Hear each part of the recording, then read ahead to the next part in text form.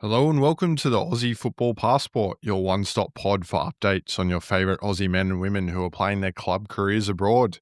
I'm your host Alex, and we've got some big transfer news to bring you this week for both men and women.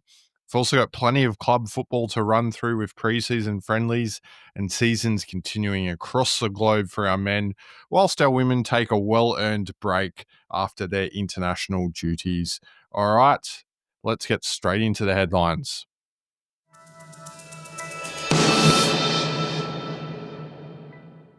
Well, let's start with the big news in the transfer window, and it is our golden boy, Nestory Irankunda, who is moving from Bayern Munich to Watford on a 5-year deal.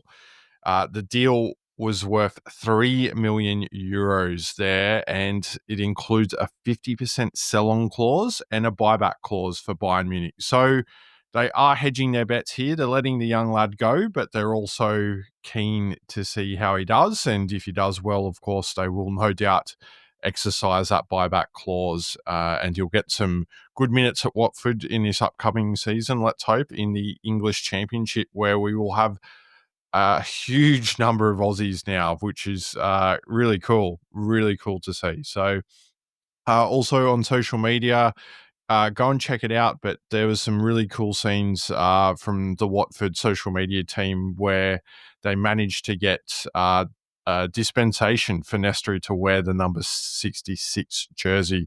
Of course, that's what he debuted in for Adelaide United on our very shores here in the A-League a number of years ago. So well done to Nestory, and we look forward to covering how he does at Watford for this upcoming season. All right, now over to the ladies. Teagan Micah, she has just signed a big deal to go to Lyon on a 1-year contract. So a little bit of an interesting one there. Of course, her time at Liverpool came to an end, unfortunately, and she didn't really feel the love there from the club. She was in and out of the squad. But she goes to Lyon and she'll have to face pretty stiff competition in the form of Christian Endler, the Chilean goalkeeper there, who is the first choice keeper currently at Lyon. So Teagan will have her work cut out for her. She will be training at the high level that she would have been if she had stayed at Liverpool. However, she will have a real tough, a really tough job to knock Christian off her perch as the first choice keeper. So we'll keep you updated on that one, and hopefully it all goes well for Teagan there. Now, a transfer that's just sort of taken pace over the last couple of days, pardon the pun, because it's Marco Tilio going to Rapid Vienna.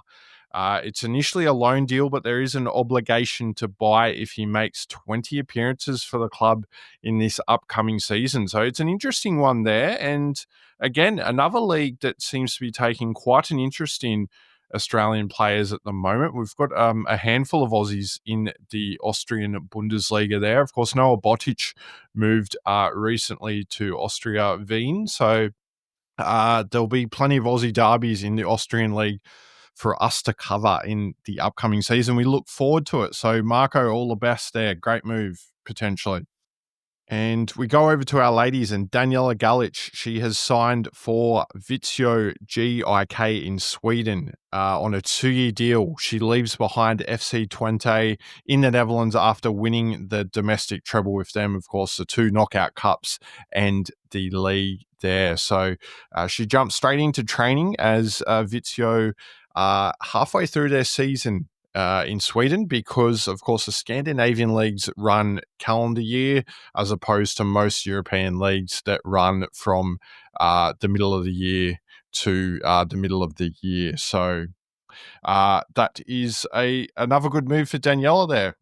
Let's see how she fares in Sweden. And, of course, we'll have plenty of Matilda's derbies there as well. So one to very much look forward to.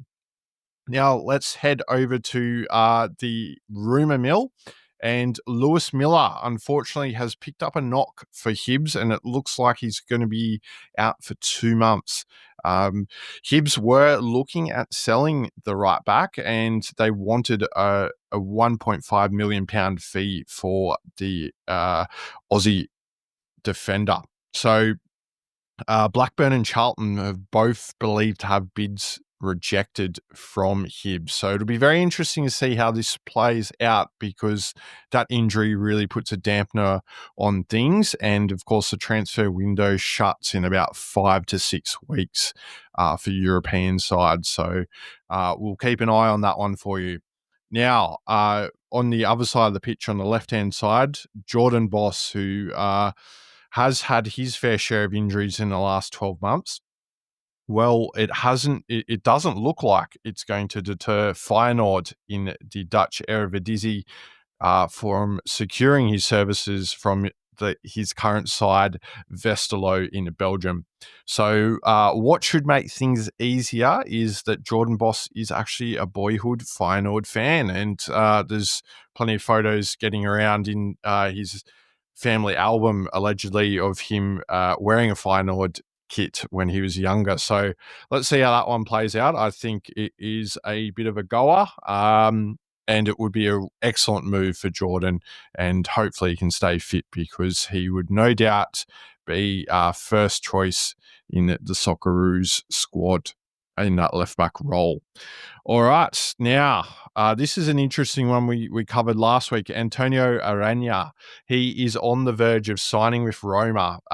He is expected to do his medical this week, as Roma have agreed a transfer fee with his current side Pescara in Italy there. So, of course, Antonio, only 16 years old, still yet to decide his international future, and probably not in a particular hurry given his age, but Australia and Italy fighting for his international allegiance there. Now, to the other end of the age range, Massimo Luongo, of course, he has left Ipswich after they were relegated from the Premier League last season, and he has been spotted training with Millwall. So it looks like he will be looking to make a move there. Of course, it will be up to the coaches and the club to see whether he does fit their style and whether they still think he's got it, which I think he does. So all the best to Massimo. That should be an interesting one to keep an eye on. Now, the Aussie Championship, as it's being called, another club looking to secure an Australian, and this time it's QPR. They're looking at Nectar Triantis, of course, who is back at his parent club, Sunderland, who are in the Premier League. It's an interesting one. Nectar was left out of Sunderland's friendly on the weekend. Whether we can read too much into that or not, his coach did say that it was more so to do with loading. Of course, that's can be seen as a bit of an excuse, but let's keep an eye on that one. A lot of rumbles around Nectar. Of course, he's had a couple of wonderful loan spells at Hibs, and no doubt he is a man in demand for a lot of clubs. Now, to another Italian-Australian who is yet to decide his international allegiances, I should say, Christian Volpato. He's attracting the interest of a number of clubs, the likes of which are Ajax, Fiorentina, Genk, and Club Brugge. Of course, he is currently at Sassuolo in the Italian leagues, and they are demanding a €15 million transfer fee for his services. Torino are believed to be the front runner to land him, but let's wait and see on that one. Another man in demand. All right, now let's head over to the women's game, and coach Alex Parkas has announced his 23-player squad for the upcoming AFC Under-20s Women's Asian Cup 2026 qualifiers. And this squad announcement has been headlined by a couple of recent Matildas call-ups in the form of Alexia Apostolakis and Grace Kuilamu. So the girls will play Tajikistan, Palestine, and Chinese Taipei in August to gain qualification to the Asian Cup. So in order for the girls to do so, they'll need to finish in the top 2 spots in their group. First place will automatically go through, but it then will be the 4 best second place teams that will go through. So we wish the girls all the luck there. Of course, they are defending bronze medalists from the last time that was played 2 years ago. All right, so that is it for the headlines this week. Next, it is weekly wrap time.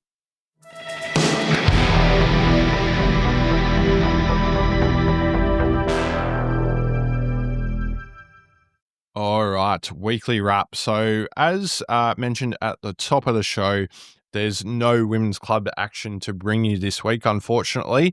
The women's game is currently in their end of season breaks or mid season break, depending on what part of the world you're in. And of course, there is women's Euros action taking place. So, still a couple more weeks off for the ladies, but we will bring you the updates from them once they are back in clubland. However, the men, there's plenty to cover. So let's start in Japan with our man Thomas Deng playing a full game for Yokohama F. Marinos in a 3-0 win over Nagoya Grampus. And it looks like the Marinos have turned the corner. So well done to Thomas Deng. And he's been a key part, of course, keeping a clean sheet in that one. Now, let's head not too far away to South Korea, where John Iredale got a full game for his side, Seoul Eland. Unfortunately, they went down 1-0 to Songnam FC in the Korean second division.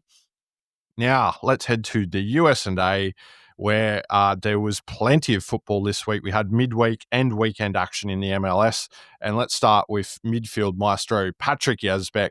He got 87 minutes for Nashville in their 3-0 win over Columbus Crew in midweek, bouncing back after that loss to Inter Miami recently. He then backed it up at the weekend with 17 minutes off the bench as Nashville got another win, this time 1-0 over Toronto FC. So Patrick flying there for Nashville, and Nashville themselves flying, having a great MLS season, might I add. All right. Now, Kai Rolls, he got a full game for DC United in midweek in their 2-1 loss to Charlotte FC. And then at the weekend, guess what happened?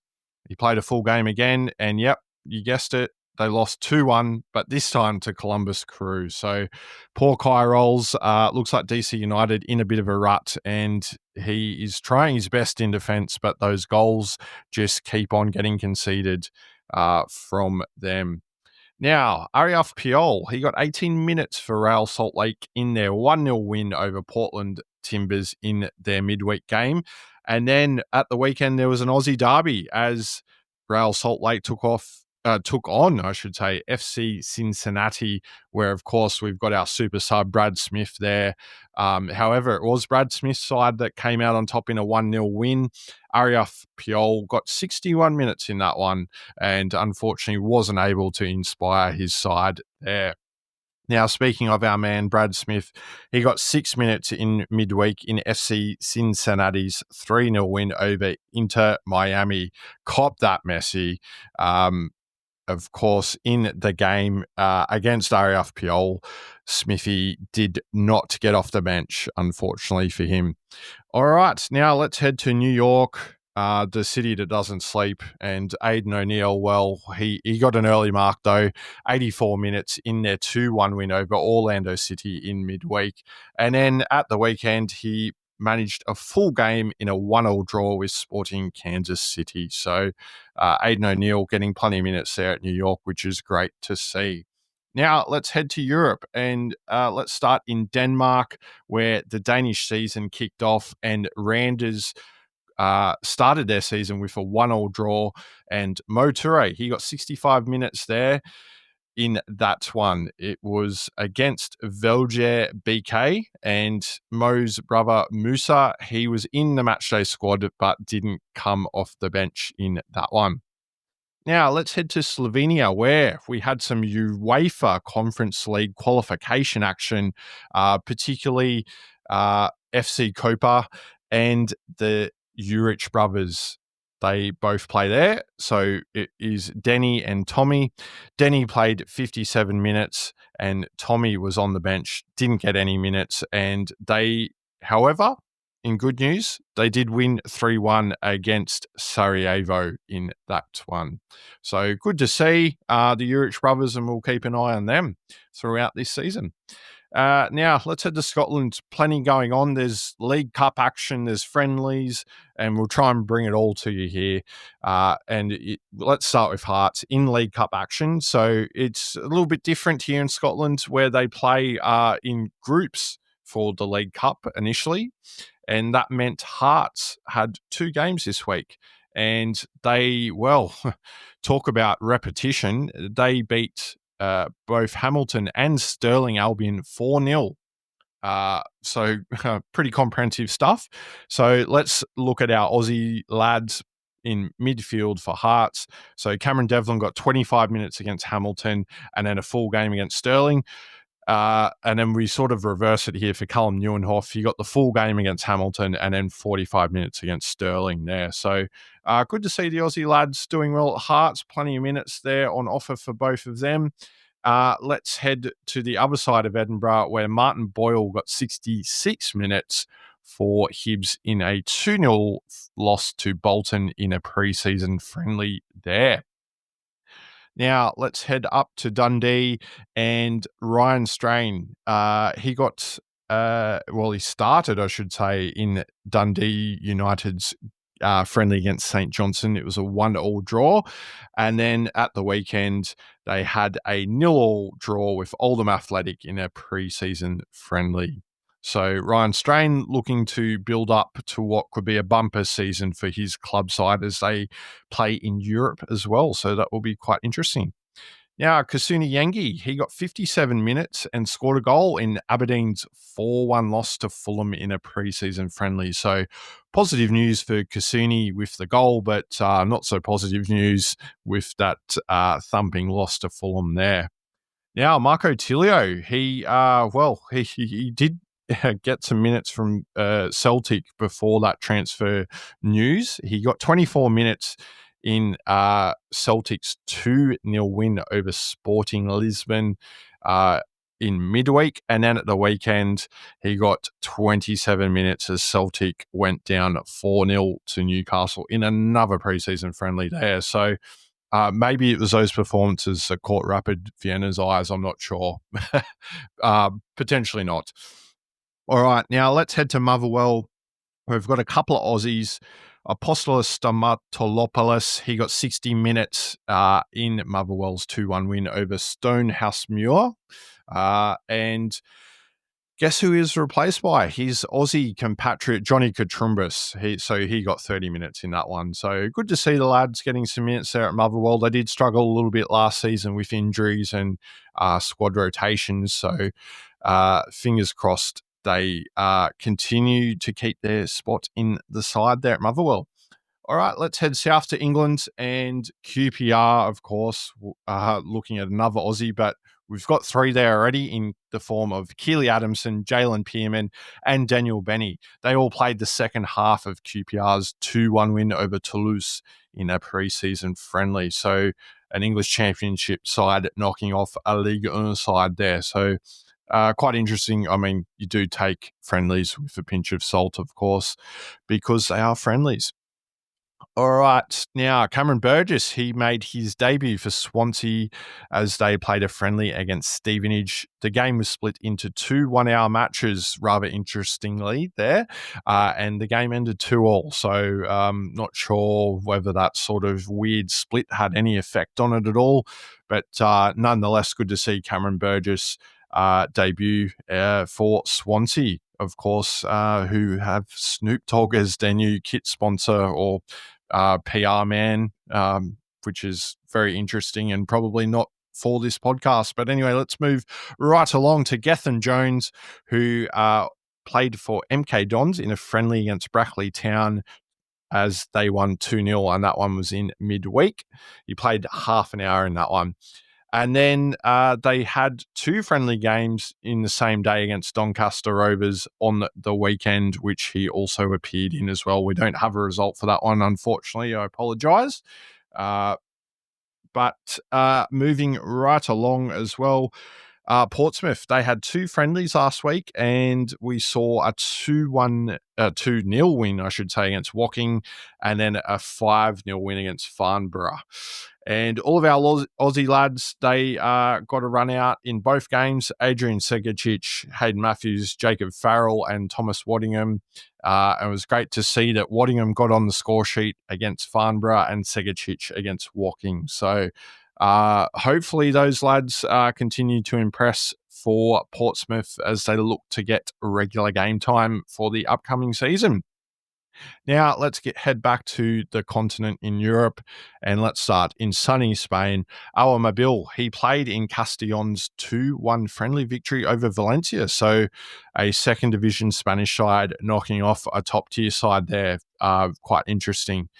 And definitely worth checking out Castellon. They play some rather enterprising attacking football, full throttle. You can't call any of their games boring. So highly recommend if you can get on YouTube and watch some of that, some of Castellon's games.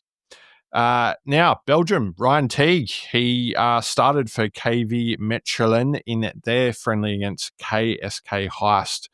There were no heists in that game. It ended even 2-2. Haha, terrible pun. Sorry to all you listeners.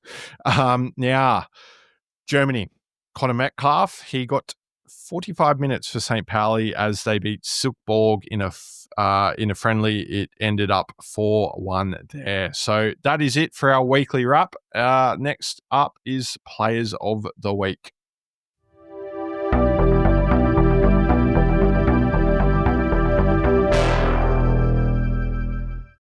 All right, Players of the Week. Of course, no women player of the week, unfortunately, due to the lack of women's football available to us this week. However, we do have our man of the week, and it is Adrian Segicic. I could have picked a couple of others, but I had to go with my boy Adrian. He laid on an assist for Thomas Waddingham's goal in the game against Farnborough, but more importantly, he scored against Woking. And yes, I know it is preseason friendlies, but look, at the moment, we're in a bit of a flux. And as you've probably listened to the last couple of weeks, it's been rather slim pickings for our Players of the Week. So, Adrian, well done. And let's hope you can carry that form into the upcoming season. Of course, he was also handed the number 10 jersey for Portsmouth, which is kind of a big deal. But anyway, let's hope that powers him to plenty of goals for Portsmouth in the Championship this season. All right, well, that's enough of me rambling for this week, and that is it for another week of the Aussie Football Passport. I do hope you enjoyed the episode. Make sure you like, subscribe, follow, and rate the show on whatever platform you are listening to this on, whether it be good or bad. You can find us on Spotify, Apple Podcasts, YouTube, and Amazon. And you can also follow us on social media, where I do try and share some of the clips of these goals, and also probably try and find that Nestory Irankunda clip to show you that the Watford social media team put together rather lovingly. We are on X, Facebook, and Instagram there as well. So, all right. Thank you very much for listening. I'll catch you in the next episode. And that is it for another episode.